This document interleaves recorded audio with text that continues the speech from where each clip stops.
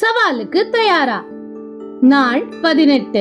இன்றைய சவாலான செயலுக்கு ஆதாரமான வேத வசனம் லூக்கா 9:62. அதற்கு இயேசு, கலப்பையின் மேல் தன் கையை வைத்து பின்னிட்டு பார்க்கிற எவனும் தேவனுடைய ராஜ்யத்துக்கு தகுதியுள்ளவன் அல்ல என்றார். ஒரு உழவன் கலப்பையின் மேல கை வைத்த பிறகு பின்னிட்டு பார்த்தான்னு சொன்னா அந்த நிலம் ஒழுங்கா உழப்பட முடியாது. ஆனா எந்த ஒரு உழவன் கலப்பையின் மேல கை வைத்த பிறகு முன்னிட்டு பார்த்து அந்த நிலத்தின் மேல கவனம் செலுத்தி முன்னோக்கி உழுதுட்டே போறானோ அந்த உழவனுடைய நிலம் தான் நல்லா உழப்படும்.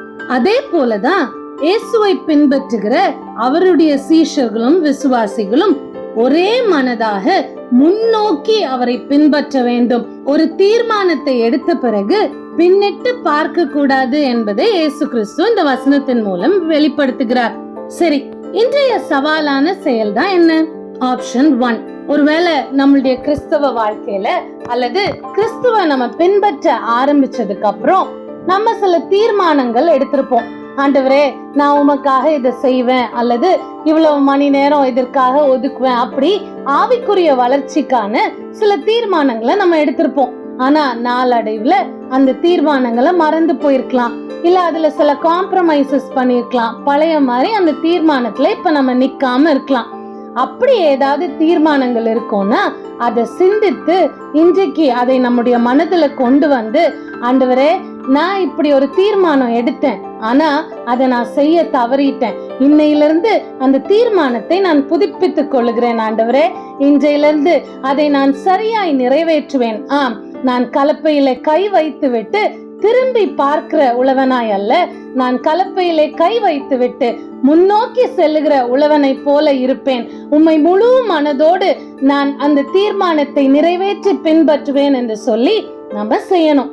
ஆப்ஷன் 2, ஒருவேளை அப்படிலாம் நான் தீர்மானம்லாம் எடுத்ததில்ல, எடுத்த தீர்மானத்துல நான் இதுவரை கரெக்டா தான் இருக்கேன் அப்படின்னு சொல்லுவோம்னா நம்மளுக்கான ஆப்ஷன் 2, இன்றைக்கு நம்முடைய ஆவிக்குரிய வாழ்க்கையின் வளர்ச்சிக்காக ஒரு புதிய தீர்மானத்தை எடுக்க போறோம். ஆண்டவரே, நான் உம்மோடு இன்னும் அதிகமாய் நெருங்குவதற்கு இந்த ஒரு தீர்மானத்தை இன்றையிலிருந்து எடுக்கிறேன், அல்லது என்னுடைய ஆவிக்குரிய ஜீவியத்துல நான் வளர்வதற்கு இந்த ஒரு காரியத்தை நான் செய்ய தீர்மானிக்கிறேன் அப்படின்னு சொல்லி ஒரு புதிய தீர்மானத்தை எடுக்கணும். அதை நல்லா யோசிச்சு கரெக்டா எடுத்து இன்னையிலிருந்து நான் அதை கரெக்டா ஃபாலோ பண்ண போறேன் அப்படின்னு சொல்லி நம்ம ஒரு செயலை ஆண்டவருடைய சமூகத்துல ஒப்பு கொடுத்து தீர்மானித்து முன்னோக்கி செல்லலாம். இப்படி நம்ம ஆண்டவரோட இன்னும் நெருங்குவதற்கு அல்லது ஆவிக்குரிய ஜீவியத்துல இன்னும் வளருவதற்கு ஏதுவான ஒரு முன்னான செயலை நாம் இன்றைக்கு சவாலாக எடுப்போமாக.